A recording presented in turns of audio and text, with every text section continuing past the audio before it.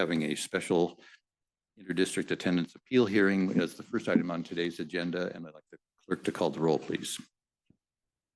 President Van Allen. Here. Trustee Acosta. Present.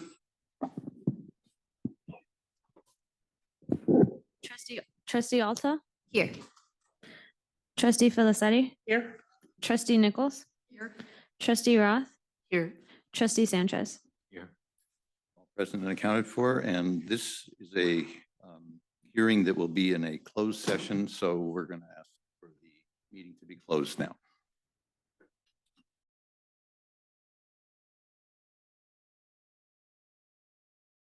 Public meeting of the Santa Cruz County Board of Education meeting of August 10th, 2023. For the people involved in the interdistrict transfer hearing, we have to now formally start our meeting and go through a couple initial steps, and then we will return to your questions. So thank you for your patience on that. Trustees, we are now in the public meeting, and I would like to ask the clerk to call the roll, please. Excuse me, President Van Allen, we are on item 5, which is actually the Pledge of Allegiance. Oh, so the earlier call to order was already. Okay. Yeah. So we are now in open session, and I would like to ask Dr. Sabah to lead us in the Pledge of Allegiance.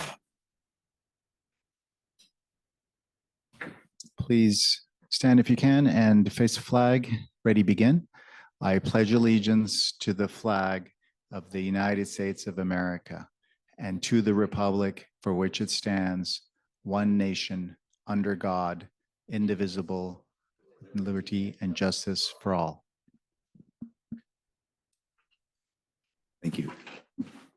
Thank you, Bernice, for catching us up to the right place. Trustees, we need to approve today's agenda. I'd like a motion. So moved. Motion by Filicetti. I'll second. Second by Nichols. All in favor, say aye. Aye. Agenda is approved. And now's the time for me to report out of a closed session. This was a session about an interdistrict transfer appeal. The board unanimously voted that we wish to remand the appeal back to the district to consider new information about the change in status of the special needs aspect of the student, and the fact that there is now a sibling also enrolled in White Oak School District. And that is our decision. And I can say we made that with a lot of compassion, but also a lot of concern that it's a hard thing for us to overturn a district decision, and with a lot of respect for you and the district and the teachers and how to cope with this. But we felt that this was the most just way to move forward. And I want to thank the family also for your presentation and your willingness to put up with this complicated process. May I? Yes. So also would like to give our thanks on behalf of the county office staff, and also that we'll be reaching out to you to clarify what the decision that the board has made is for you. I'm sure you'll also be getting some additional information from the district in terms of their timeline, but we'll be contacting you tomorrow to provide some additional information about what it means. Thank you. Trustees, that concludes that aspect of our meeting. And now back to the regular agenda. Thank you all.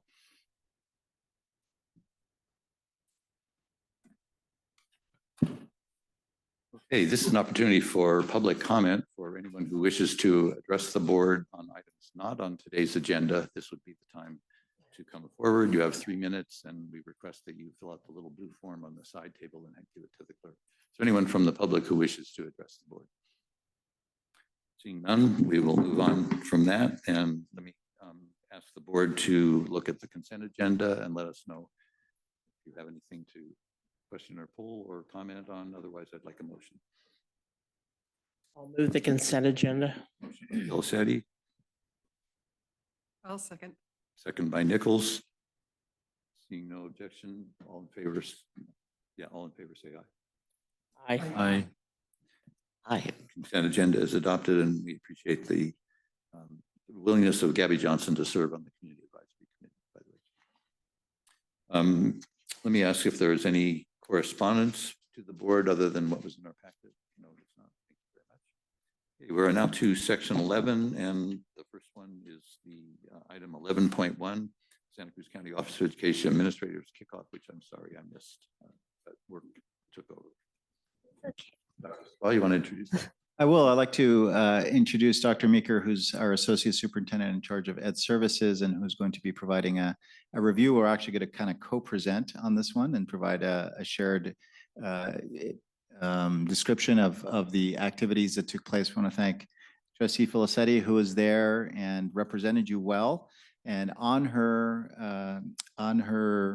wedding anniversary, decided to spend it with us. And so I'm sorry, Neil, that you missed out on getting to spend time with Ms. Felicetti, but we got to celebrate her there, and we're really grateful for her presence. So thank you for being there and showing.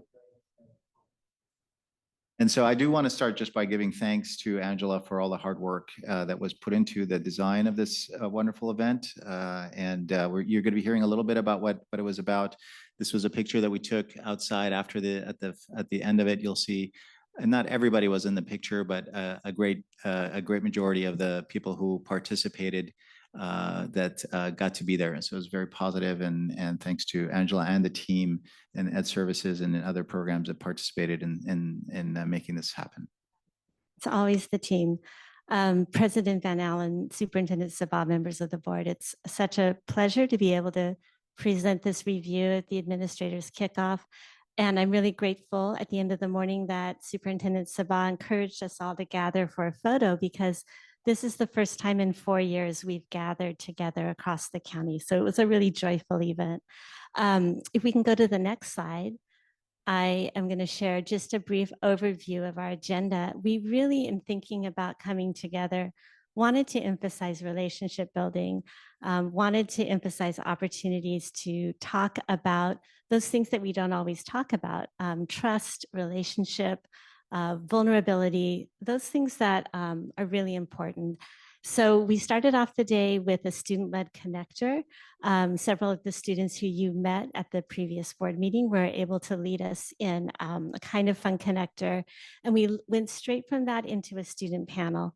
And just as you've encouraged us to do, we're learning from our students. The student panel then led into our keynote, and I'm so excited that our superintendent agreed to be the keynote speaker. He gave a riveting talk about the importance of trust, what it is. I'll share a little bit more in the next slide. But coming from that presentation, the opportunity for teams to talk at their tables was great to see how they were really connecting not only with each other, but with this idea of trust. So if you go to the next slide, I'm just going to highlight a few of the things that Ferris touched on, and then I'm going to turn it over to him. He began by identifying issues of trust and really distrust in education right now, thinking about what is trust, what contributes to trust, and then the important piece, how do we build trust at each of these levels? So I'm going to turn it back over to Ferris to share some of those highlights. Thank you so much. You know, I did spend some time working on kind of what the research, the body of literature that talks about trust in education, both trust and leadership, both in the education world as well as outside of the education world. And so I made sure to incorporate into the presentation a lot of the research that really helped formulate the different components of what I discussed. One of when we think about the importance of trust, I think if there was one message it was really about if we have to create trusting organizations that are successful, we have to really think about the different levels, the different ways that we trust each other, that we trust ourselves, and we trust the organization. And when we looked at, if we can go to the next slide, when we look at the different components of trust, the research shows that there's these, if you trust somebody or something or someone or a group, that you have to be vulnerable. You have to have an expectation that trust is going to result in something, and it's a risk we have to take, and there's a benefit that we can get from it. And so whenever we trust, it is a risky proposition, but it pays great dividends for ourselves and for our organizations. Next slide. And so we took this idea of looking at systemic trust. We took this from the National Equity Project and kind of reapplied it, interpersonal trust and individual trust. And in the next slide, you'll see how we took those three concepts and really turned it into this upside down pyramid. At the top is institutional trust, this county office of education, or it could be your school district, or it could be the county, you know, some other institution. Of course, beyond that is society, right? It's the bigger picture. And then below that is interpersonal trust, and at the foundational level, it's this individual trust. And so I shared that to be able to trust into institutions and maybe trust again, because there's a lot of information and advocacy and political agendas and polarized political systems that are really creating distrust. But to create systems of trust really will enhance creativity, will enhance collaboration, it will enhance, it will really help the organization grow and thrive. I shared also about interpersonal trust, thinking about how trusting our students and them trusting us. There's kind of duality there, being trustworthy as well as trusting, and how students learn better when they have a trusting relationship with each other and with their teachers and other support staff. And also in all our kind of conversations and our dyads, having that trust and being able to be trusted is so important for us to be able to really make the best of our interpersonal relationships. And then I focus on the individual trust, which is trusting ourselves. And I talked about how we have a lot of self-doubt. I talked about, you've heard me as I've spoken in the graduation ceremony speeches about the imposter syndrome and how those fears, that self-doubt that we have can really stop us from doing it. Really at the heart of this is being able to trust ourselves, taking a risk in ourselves, and to be able to, because to be able to participate in these other levels, it starts with us. And so by creating a trusting environment, we're able to find greatness in each other and in ourselves and help to take our wonderful organizations and make them great. And the highlight, of course, as always, were our students, and you might recognize these students. We asked the student trustees who were a part of our academy to help us with some connector activities. And I'll turn it over to Angela to talk a little bit more about that.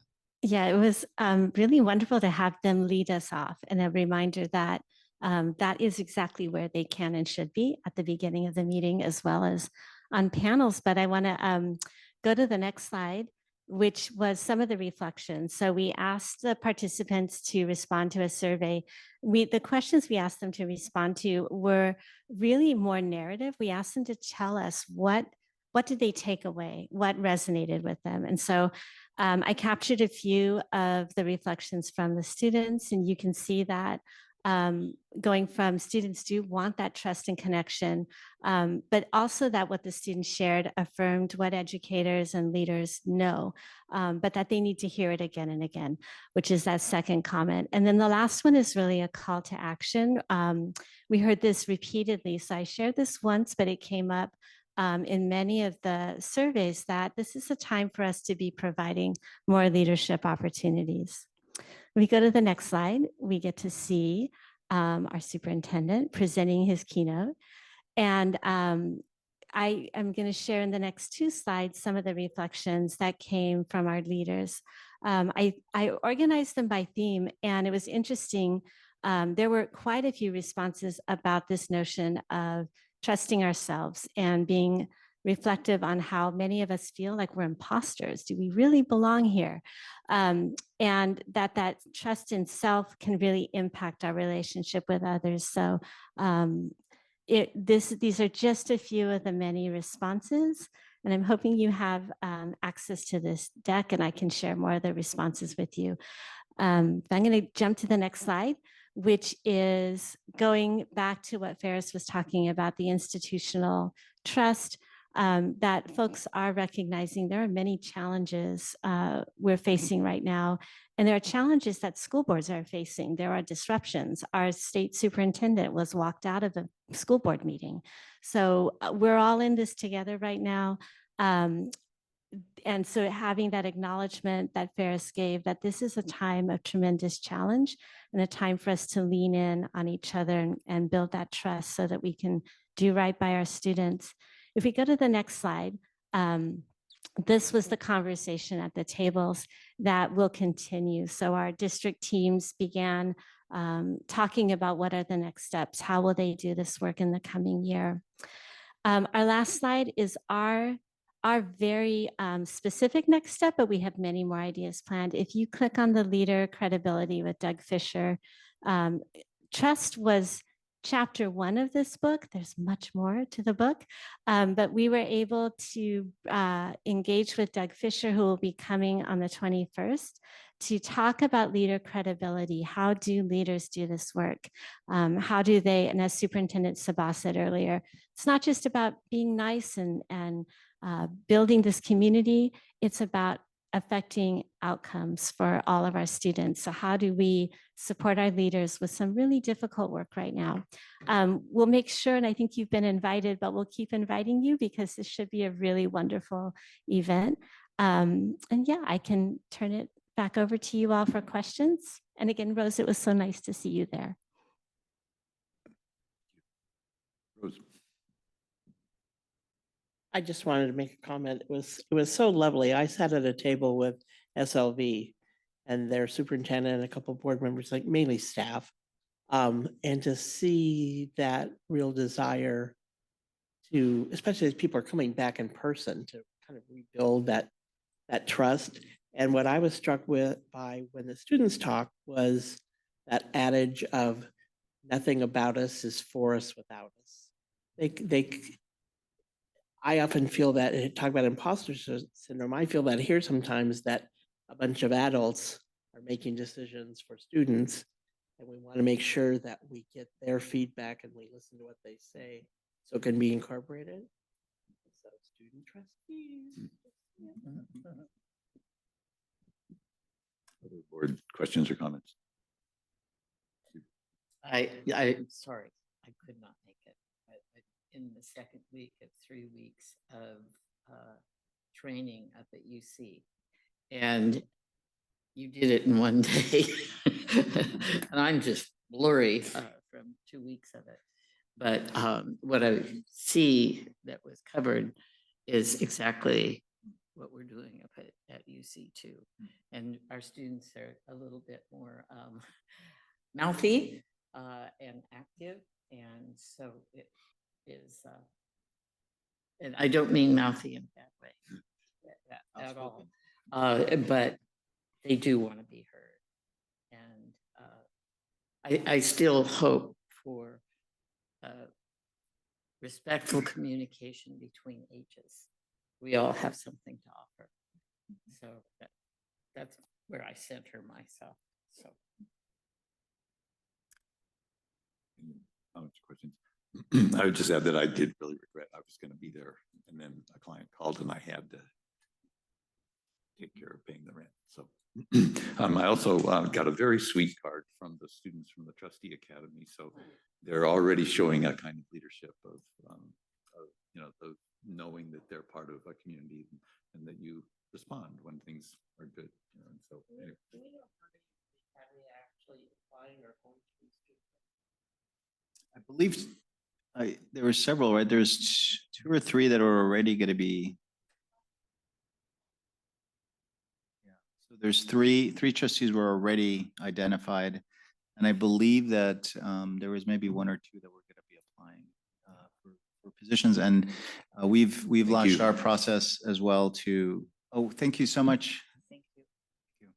We've also going to be have launched our process for applicants to come to this board. The ones who were there who weren't necessarily headed towards being trustees, the main thing they said is, I want to know how it works. I just love that, So anyway.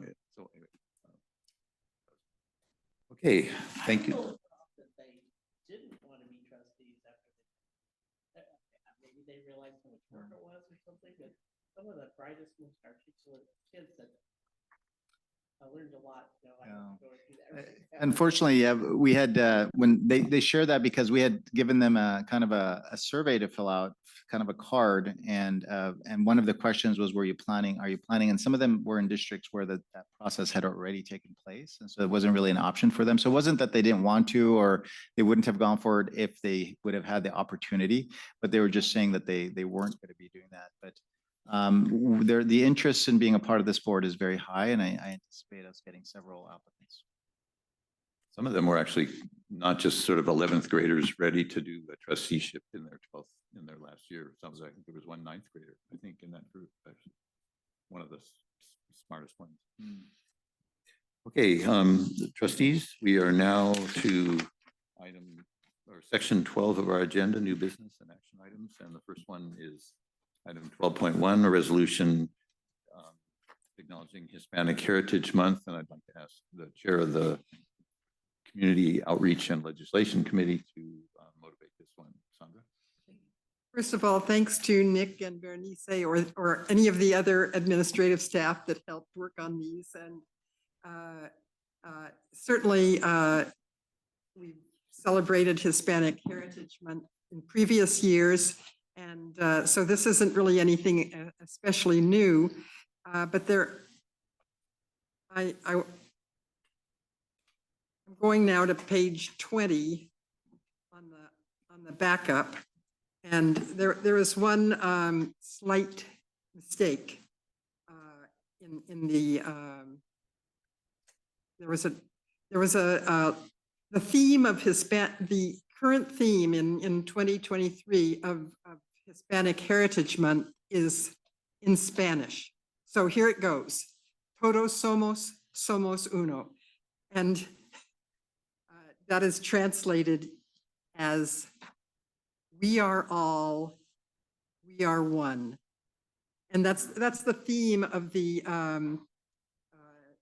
of celebrating Hispanic Heritage Month, and the way this is worded here is the translation in English was "we are all, we are."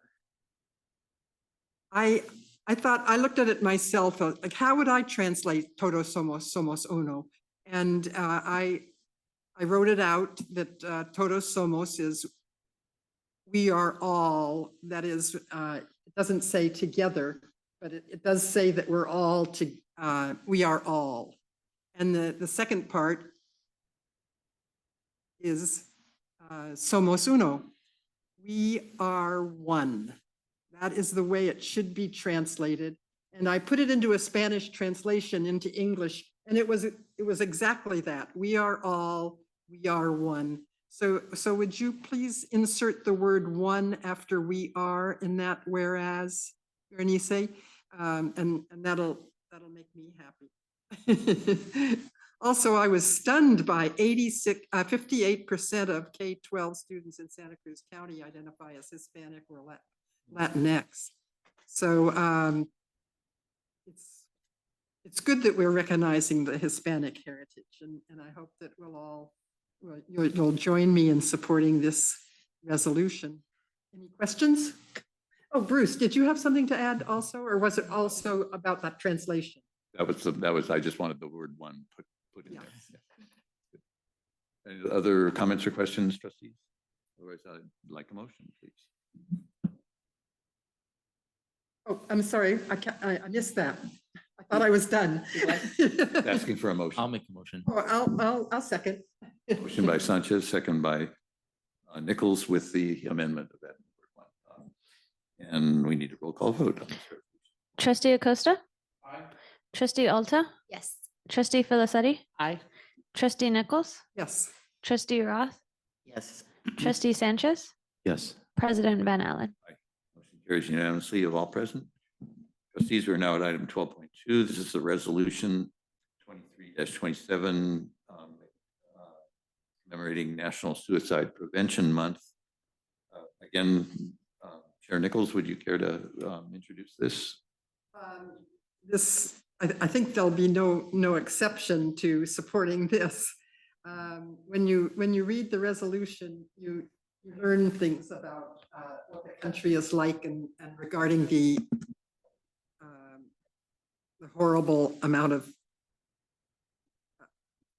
I didn't prepare a speech on this, but I think it's really worthy having a resolution on suicide prevention. Who wouldn't want to prevent suicides? So, I mean, I'm just posing that question. So I'm glad we're doing this again, and this is the month in which National Suicide Prevention is recognized. Thank you. Trustees, any comments or questions? I was thinking about this one coming from Silicon Valley. We had such a great number of extremely high IQ kids that wanted to go to Stanford, throw themselves in front of a train because they felt that they weren't worthy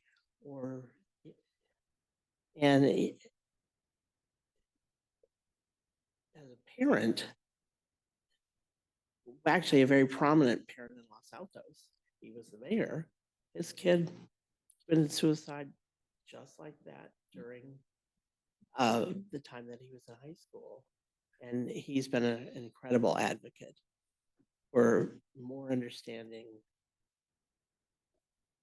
It really covers the gamut from people that you would think, looking at them, have the world in their hand, to kids that, understandably, having gone through everything we've gone through for the last 3 years, are feeling disconnected and isolated and all the other things. But man, this one's hard. So I'll make a motion to approve. Motion by Phil Setti, second by Nichols. I would like to propose an amendment and add a clause to at the bottom under the whereases. It says the County Office of Education is committed to, and it enumerates some things. And number 4 is developing and implementing strategies to increase access to quality mental health, substance abuse, and suicide prevention services. And I would like to add at the end of that sentence a comma after the word services, and then say including expansion and development of student wellness centers at school sites throughout the county as feasible. That's something we're doing, and it's a local angle on this. So I'd like to propose adding that. I'll accept the amendment. Hey, any other? I seconded. Yes. You're accepting the Yes. amendment too? I would like to say that we spent 3.5 hours on suicide up at UC, and it was all of the housing staff. We're probably one of the closest to the students. So we're doing it, and hopefully they will get the faculty involved, but they're a little more touchy about training. Yeah. Did you get my wording? Okay, seeing no further comments or questions, we need a roll call vote. Motion and a second. Trustee Acosta? Aye. Trustee Alta? Yes. Trustee Filicetti? Aye. Trustee Nichols? Yes. Trustee Roth? Yes. Trustee Sanchez? Yes. President Van Allen? Aye. Motion carries unanimously to all present. Now we're at section 13, superintendent's report. Thank you so much, President Van Allen. So I did want to share with you that there's a lot of excitement this year. There's this kind of rebounding effect that is occurring. We felt it last year, but we definitely feel it even more this year in all our interactions with our staff, in departments, in our own County Office of Education, and then across the county. We're really seeing that, and so there's definitely a great excitement that's in place, and I think that the continued expansion of the role of education as a forum for holistic support for wellness and well-being, and in addition to education and helping young people learn and thrive, is really something that we're seeing everywhere. I'd like to start in the next slide, just beyond that excitement. Our challenges are also very real. And we had lots of evidence that are reminding us about the mental health and physical health challenges of our youth. The mental health crisis, as we were talking about suicide prevention, and also just the experiences of youth, and when it comes to trauma and anxiety and depression is very, very real. Also, our partnerships with our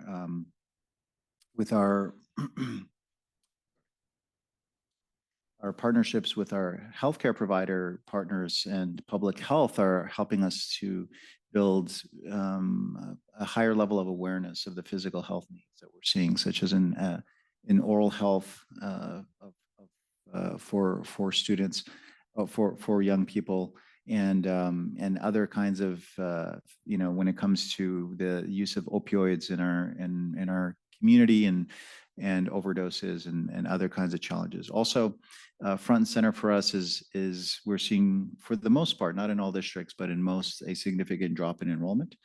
And for those who are enrolled, large numbers of students who are chronic, who meet the criteria for chronic absenteeism.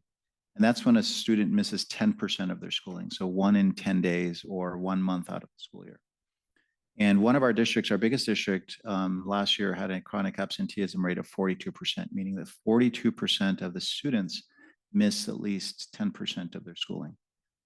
And it is a trend we're seeing across the county. And we recognize, I think, that we need our students in school, not only because we need them to develop the skills we want them to be successful in college or their career, but also because our schools are offering such a wide breadth of resources, training opportunities, and supports for students. And so we want them, we want them here to be able to serve them. And also just wanted to share with you that if you go on EdJoin, which is the website we use to apply for jobs and look for jobs, you'll find that there's about 76 open teacher positions for our schools. We've already started school in most of our school districts, except for PUSD, right? And so the need for building meeting the needs of our students means we have to have the experienced, qualified, appropriate, properly credentialed staff who are be able to provide those services. And so those are just 3 of the things that we have seen and been reminded of in our conversations with our partners and in the data that we're looking at on an ongoing basis. So I'd like to share with you some of the initiatives that we're looking at this year. And many of them should not be new because we brought them up in previous updates, but they've really kind of been, I think they're crystallizing in a way that is exciting. And you have actually been advocates for many of these. First one, I'm going to give a shout out to Trustee Felicetti, who has been I don't want to say relentless because that has a negative connotation there, but really passionate about needing the voice of students here and in everywhere. And I think that is our philosophy in almost everything that we do. And I think I really appreciate your advocacy and reminding us that we need to hear the voices of our students at every level, because they are our leaders today and tomorrow. And so that is something that I will ask the board to, after I share some of these initiatives, to think about if our deadline for is to have a student identified by our next board meeting. If you want to have a subcommittee that would interview the students, or if you want to interview the applicants at the board meeting, those would be your 2 options, I think. So you'll have a chance to talk about that in just a moment. But I did want to share with you some of these other initiatives that we're working on. So one of our goals as an organization that stands for inclusion and for equity and diversity is that we recognize that we want to make sure that the County Office of Education staff is representative of the community we serve. And we have a very diverse staff, but we're not seeing that at the managerial. When you look at our managers, we're not seeing the kind of diversity we'd like to see. And so we've made a commitment as a management team to really think differently about how we recruit, how we hire, how we retain our staff, to ensure that we are building so that all levels of the organization, we are representative of our community. So students can see themselves when they are around our teams of families can see themselves and hear their voices in their interactions. And part of that is growing our own because we have we have a lot of diversity in some of our entry level positions and our kind of higher level positions, but not in management. So that's something we'll be sharing more about how we're working on working towards that. I did want to share with you that we've gotten such a great relationship with our healthcare providers and public health, mainly because of COVID. But now we don't talk so much about COVID, thankfully. But we continue learning about what is happening, what are the pediatricians seeing that we need to be aware of, and we're talking about how we can think differently about how we teach, what we do in our classrooms, what we do when we talk to parents and listen to parents, and building. So we're looking at building what we're calling a health summit, which is really to take all this information. When they tell us that oral health, that high school students since the pandemic are choosing not to go to the dentist or are no longer going to the dentist. We don't know if they're choosing to do so or not. But how do we influence that? How do we change that? How do we let parents know that that's a great concern and that this could have some very significant impacts, negative impacts for our students? And so what do we teach our students in the classroom? How can we work with our schools to be able to really address some of these very important health needs that knowing that if we can address these, we will give students a better chances, better opportunities for success in school and beyond. Of course, you've heard a lot about mental health resources. You mentioned our focus on school-based health centers or wellness centers.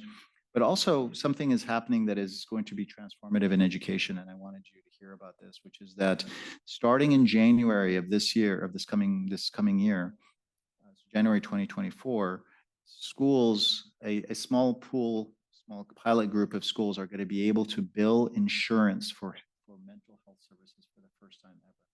Which means that if I'm working with a student right now, if they qualify for Medi-Cal, which most of our low-income students do, I can bill for Medi-Cal and get some of my funding for the cost of that therapist reimbursed.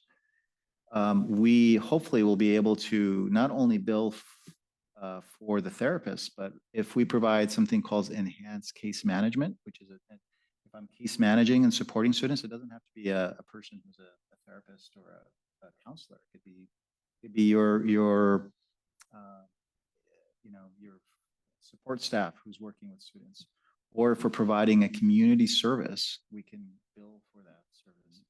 And we can bill insurance. If a student has Kaiser as their insurance provider, we can actually bill Kaiser for the service we're providing, and they'll be required by law to reimburse us. And so this is going to really make a lot of what we have been working on more sustainable long term, because we are still working grant, like the building of the 2 wellness centers that we're working on is because of a grant we received through Congressman Jimmy Panetta's office. But we knew that was only going to last for a couple of years, and then what? We're going to close down these centers, and we are trying to position ourselves in a way to be able to support the school districts to maximize these funding sources and have a sustainable solution for mental health services, which is very exciting.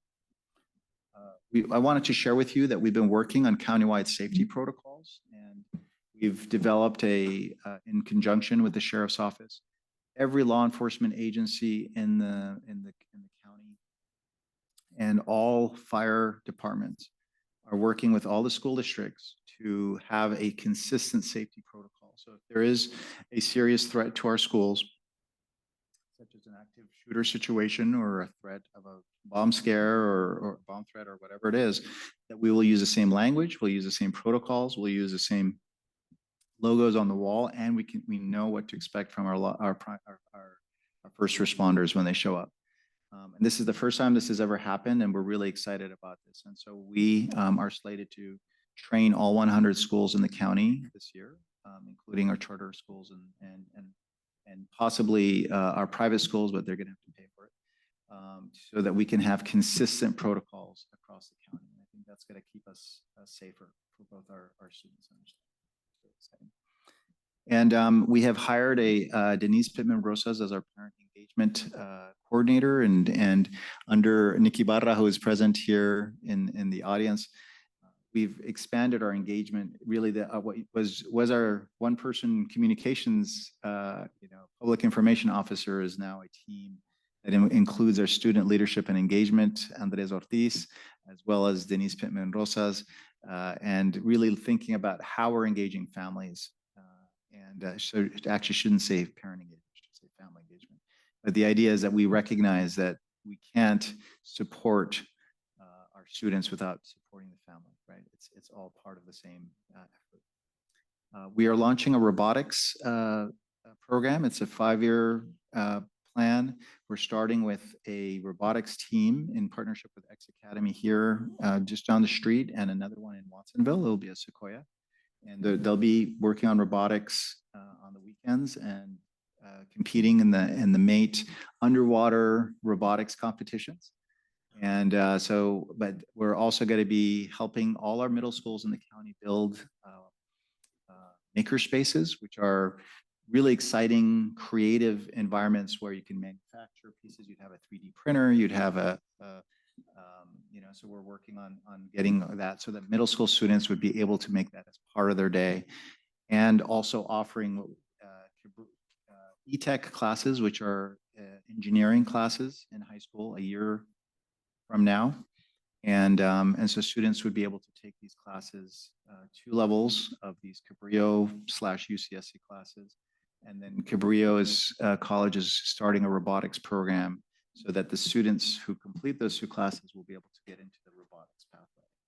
Because we recognize that even though people are not going to do robotics as a career, the skill sets like manufacturing, coding, collaboration, the teamwork, all the marketing, the fundraising, all the different pieces that come with those robotics teams really are skills, soft skills and hard skills that are really going to help students be successful in the future.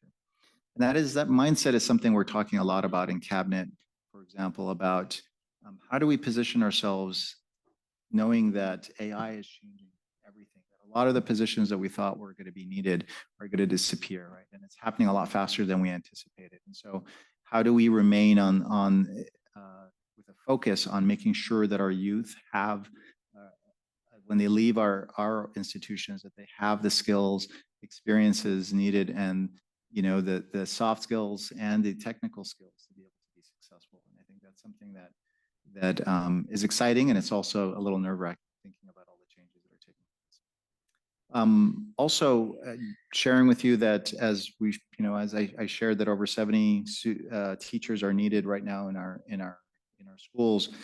We're working on. We've launched our educator pathway to begin getting young people in high school to start thinking about becoming teachers, thinking about how to actually give them jobs while they're in high school part-time so they can work as tutors, and they can realize, like I have a 12-year-old son who just absolutely loves teaching his niece and nephews things, right? And when I watch him, I think, wow, you are going to be a great teacher, And so if he was, maybe we could tap into that passion that our youth have and the skills they have to be able to share and inspire and connect with. We could really, I think, help build this pathway, but not only in high school, looking at how we partner with the community college, how we can make sure that if you're at the community college taking classes, or which classes you need to take so that you could be thinking about not necessarily becoming a teacher, maybe becoming a counselor, maybe having a classified position that requires an AA, right? Is really opening up all those opportunities for all the positions that we need. And then finally, I think I shared this last time, but we've been working on identifying funding and facilities to be able to utilize hardship funds that are available to us, and also other funding sources, so that we could look at an alternative solution for our school at San Lorenzo Valley, and also some of our special education programs that really have let's just say that the facilities have reached their lifespan and require some new facilities, right? And also the building of a school and facilities in Watsonville so that we can offer more services in Watsonville and be able to expand on some of the services because Sequoia has become so packed and there's so many opportunities for us to be able to offer more services. And so these are some of the initiatives that we're working on. I'd love for me to give you an update at every board update at maybe a couple and just go a little bit so that you could see a little bit more about the plan. The exciting part is that we recognize these are not just COE, these are in partnership with all of our school districts, in partnerships with our partners in public health and behavioral health, in partnership with all the community-based organizations, and it comes from a place of humility. We know that we don't have the answers, and that we're going to listen to our students and to our families and to the leaders in education. And but we're really excited about this, and there is a certain, I think, excitement about the possibilities to be able to address this wider scope of services and really be light on our feet as an organization, and to be able to provide support to the districts that are doing amazing work, and also to create opportunities for youth that haven't existed before here. So I'd love to open it up for questions about anything that I shared. Harris, did we participate in a Santa Cruz like me? Are you familiar with Maria Cadenas's program? So Maria Cadenas is Gren's Ventures. yes. Community They Ventures. had a forum or something called a Santa Cruz like me. And to your point, it talked about what do the demographics of our county look like, although it may have just been city. But basically, what are our demographics versus our people on boards and commissions, people who are making decisions? How can we involve the general populace in decisions that are for them? And we're considered government, but I didn't know we were actually invited to participate. I have not, but I do work a lot with Maria Cadenas and the Semillitas program, which is the one that provides funding for the scholarship, the 529 Semillitas, yeah, little seeds. And so, but I'll reach out to her and learn to hear more about that. They're really trying to do a much better job of publicizing, especially boards and commissions. Yeah. Other questions or comments to the superintendent? More power to you. Yeah. And thank you for your leadership is oh, amazing. thank you for your support, and we'll be bringing some more data and more specificity to this work, and maybe we can bring some of the folks also so that when they come to at some point when these are more developed, we'll be able to bring in and do a presentation to you so you can get some more specifics. I do think that, for example, the facilities piece will be coming back to talk to you a little bit more since those are ones that we want to move, because it takes 3 to 5 years to be able to go from an idea to actually have something for our students, and so that's we're excited. We have such vacancies in the commercial buildings in this county. Yeah, shopping centers, etc. Thank you so much. All right, thank you, Dr. Spa. We are now at trustee reports, and I wonder if any trustee has any important announcement to make. Don't know. Okay. I had to prepare remarks, and I'm going to try, I'm sure. As most of you know, from our retreat, this will be my last board meeting. I am leaving my term early before the 2024 elections, giving notice to Bruce. This is my 16th year on a school board. And I have to tell you, when I retired here in 2010, I never intended to be on a school board again. And then my husband, who's in the audience, who actually reads those little boxes in the newspaper, said, I almost don't want to show you this because I know you're going to want to do it. And he was right. And that was when Michael was superintendent, and shortly thereafter, Ferris became superintendent. I am so proud to be a part of this board. It works with Ferris and staff to provide access to everyone in our county for a quality high school education. As I've said many, many, many, many times, you have no idea how unique this county is in giving kids second chances and not making them throwaway kids, in trying to create situations that no matter what their circumstances are, we can work with them.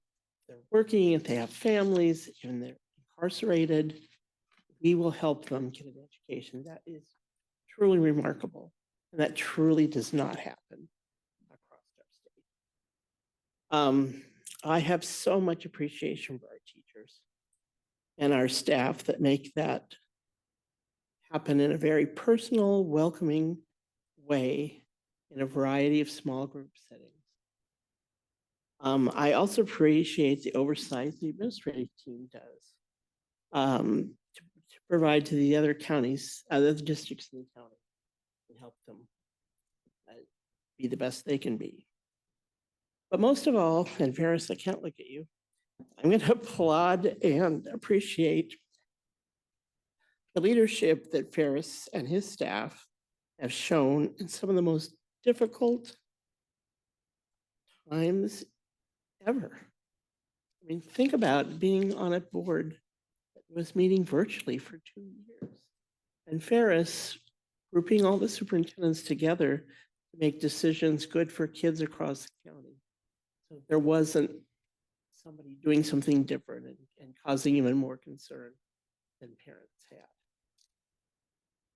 And as I said at our retreat, I believe that our public and visible support for Ferris and our staff and advocacy for our students are our most important roles.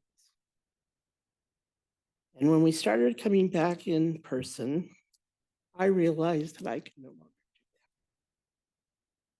do that. It puts my health in jeopardy.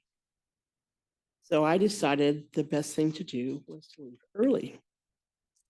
And I can only do that because I just happen to know that there are good candidates in my trustee area of Capitola, Live Oak, SoCal, and up to the Santa Cruz Mountains. Choose well. Thanks again to all the teachers, classified staff, the administrative staff, and to Ferris and his team. And thanks to you, my fellow school board members, including former members Jane Barr and Dana Sales. Just as I began my term in 2017 and attended the first graduation, I had never seen a graduation like this one. So personal, so joyful. I attended my last graduation in May. Also so joyful. Thank you.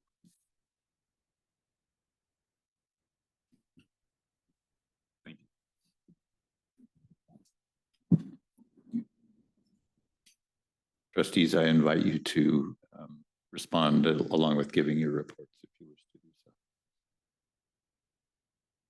Trustee, whichever order anybody wants. Trustee Alto. Well, I don't have anything to report, but I would love to say, like, I feel so lucky to have served with you. You have been an amazing example of what a board member should be and can be. And there are so many times when I think to myself, like, what would Rose do in this situation? I've learned so much, and I was lucky enough to work on policy committee with you.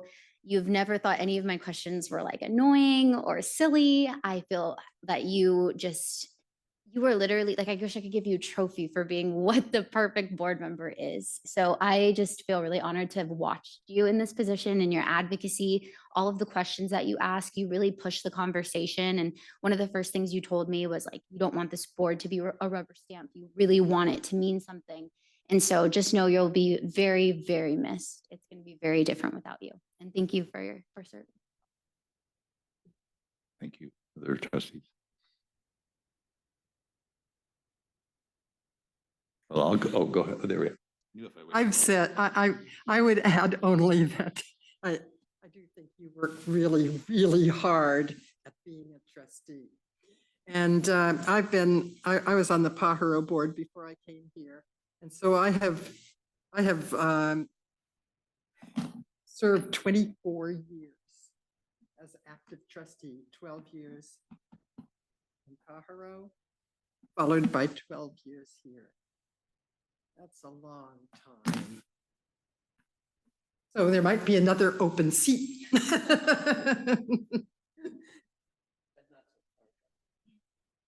Well, I don't know till when. Okay, that's it. I bet you guys didn't know that I had been on a board for 24 years.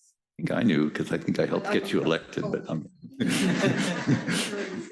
said something funny, everybody laughed, and I missed your joke. Okay. Trustee Sanchez. Yes, I want to, I want to thank Rose as well, you know, I for just pushing me.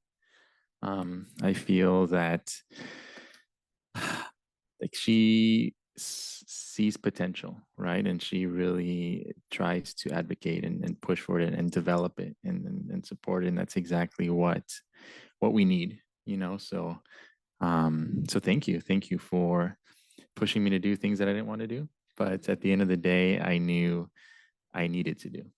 So thank you.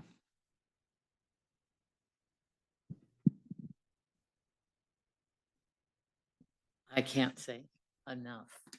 I bet Rose, probably when you came over here, she came kind of like a comet over the hill, I think. And I became aware and became a follower of Rose. And one of the things is your fearlessness and your ability to question, and also to listen. And those are two dynamics that don't always go together. When you appeared here, it was a no-brainer of what my choice was going to be.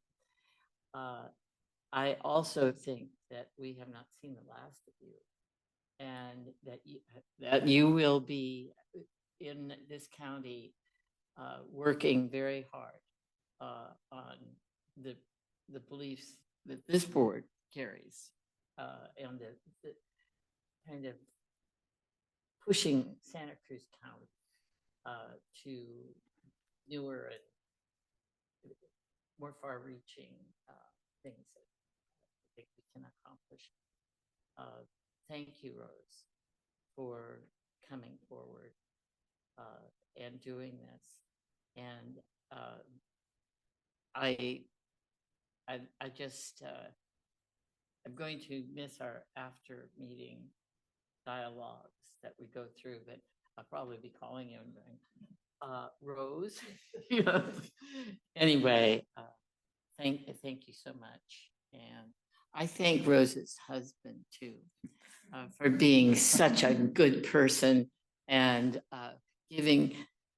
allowing her a platform, both of you, for her to give what she does in this county. So thank you, Rose. Trustee Acosta. So at times I could be a cricket, and at the same time I could be a sponge. So I've really listened to a lot what you've had to say, and I've learned a lot. So I thank you for that. And most definitely will be missed on the board. Rose, I don't want you to resign. I have to say that right there. And you have such an incredible history of service to this board, to other boards you've served on, to the world of education, to this county and counties beyond, to young people, to the full range of everybody else around besides just the young people. I think of your service on things like Digital Nest that go beyond just this kind of board service, that you're so valuable to this community. And the only terms on which I can accept your resignation are that this is in the interests of your health. And so you're going to last longer and do more. And that makes it okay for me that you're leaving. So thank you, just deeply thank you. And I concur with the other comments as well. Yes, Dr. Sabah. Thank you. Rose, I honestly believe that you are the epitome of passionate, assertive leadership. And even just the conversation we had in closed session earlier, you come from a place of doing what is right, for those who come from marginalized communities, for those who have been historically, discriminated. You come from a place where you look at what the opportunities are first and what the rules are second, which sometimes I think as leaders that sometimes we get that backwards, right?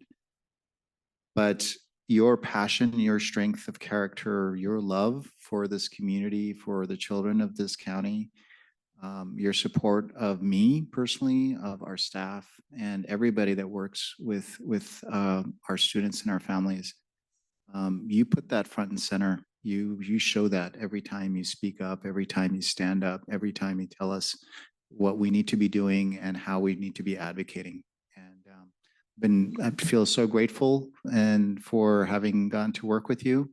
And I do agree that you're going to continue doing, because you have so much wisdom, so much knowledge and experience, and such conviction. I don't think that's going anywhere. And I'm really grateful to you, and hope that you will have some more time to be able to spend with Neil, who's also an amazing leader, and so many other projects that you lead and serve with together on. And I think that I look forward to working together in some of those other spaces. But thank you for everything that you brought to this board and to education in Santa Cruz County.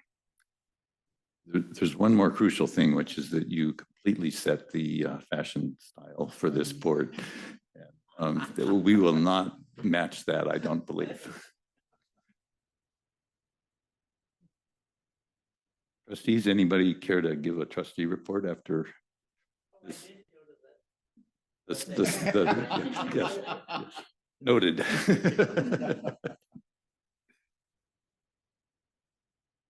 I did want to mention I got immersed in the name change question at Cabrillo, and that is a rough process. I ultimately was glad the board put off a decision, and I encouraged them to try to find an approach that is not where there's losers. That is, right now the community is very divided. If it were put to a vote either by the Cabrillo board or by an advisory vote of the electorate, it would be yes or no name change, and that would mean a good chunk, maybe half the community, does not feel good about it. And to me, that would be not good for our community and not good for the college. And so I have encouraged the Cabrillo trustees to remember that they are educators, and that probably the best and most constructive thing to do is to make this question, or the questions raised by the potential for a name change, to be built into the Cabrillo education program with the history of all players and parties and cultures, as well as all the other considerations that would go into being a college that truly responds to its community. And I'm hoping that they will find some path forward that can do that. So that's what I've spent a little bit of time on. Unless anybody else wants to report anything else that you've done, I think we're pretty close. Yeah, I'd like to say a few things about what I've learned at UC, because I think it affects the county. And we're working to get our kids into higher education for the most part.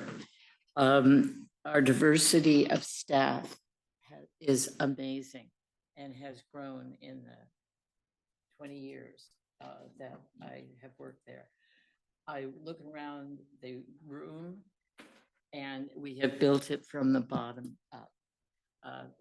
The administration is under assault but in a very good way.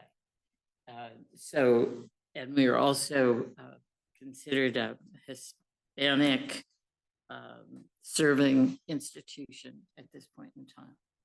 We're over 50%. And absenteeism in the classrooms up there is something that is troubling. We have the students, but they are not so sure they need to come to class. So that is a problem that we are struggling with. But we are also struggling with staff too. I don't know on the academic side, but on the staff. But we are encouraging our graduates to come in. And so the voice of the staff is really changing. And it's really interesting. So anyway, that's it. So we do have to take, or I have to take a step here, assuming there's no other board member trustee reports, which is to ask the staff under our policies to begin the process of recruiting applicants for a replacement for Trustee Filicetti. And I think we know what we have to do for that. And my goal is that I would like to have one or two more board members in addition to myself to be a committee to devise the process for interviewing the applicants, what questions we will ask and so on. And it would be my goal, and I believe this is in concurrence with the staff, that we attempt to interview at our September meeting.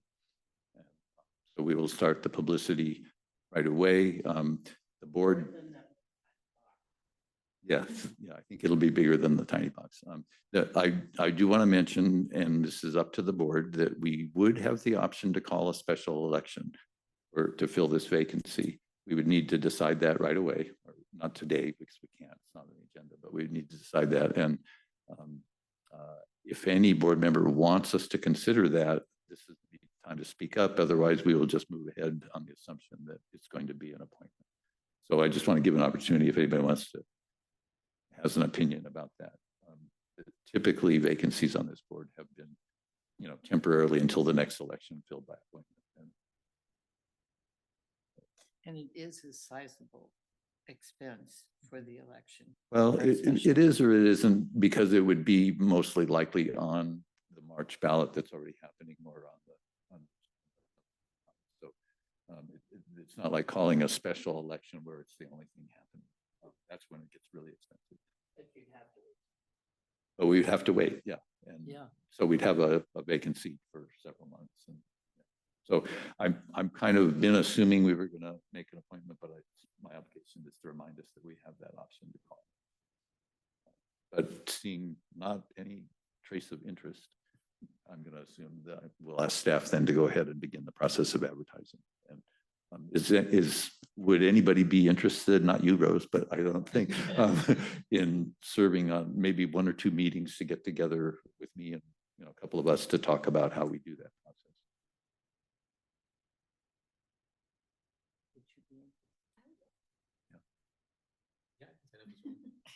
Okay, so I see volunteers from Trustee Alto and Trustee Sanchez, and and I'll do that too. If I could just make a couple of comments. Thank you for that. The board bylaw number 9223 it does specify the process for identifying appointments, and we followed that process in the past. I think Rose first came to us as a trustee and using that process. That's where she got the idea of this thing. And so the notification that we've received from Rose makes her a resignation effective on August 31st. We then have 60 days to find, to complete the process to have an appointment for somebody that would take her place to complete the term. And so with what you shared, having a September time, we generally would have the interviews for the kind of the final candidates that the subcommittee can help scrutinize and select this, because if there's a large pool, you don't want to not have everybody participate in that process. So that would happen in September, and the appointment would be finalized in October. That would be the swearing in.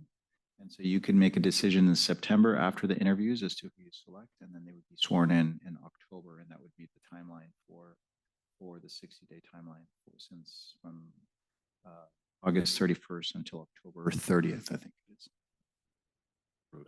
If any help to resign, No. I'm covered through the at the office, so I'm. I actually think it's safer for us that the time periods start on August 31st. Because that would allow us to have the October meeting, the normal meeting that we would have within that 60-day window. So that gives us the best window. So we moved ahead with this basically by me telling staff to do it as opposed to a board action because it isn't on the agenda. So that's sort of one of that. That's the direction. And it's already in your bylaws, and so all you're doing is your notification automatically triggers this process. It does, but I can write it and say. Right. The date of your resignation is what starts that process, when effective date. So then you'll be in touch with the little subcommittee. That'll probably be fairly soon, so we can figure it out. That's okay. And it would be fine with me to do it virtually if that makes it more convenient for everybody. All right, trustees, we do have, I don't think we have any ad hoc committee reports or actions. Our schedule is there. Our next meeting is September 21st. And thank you, Rose. So I'm going to adjourn the meeting. Thank you.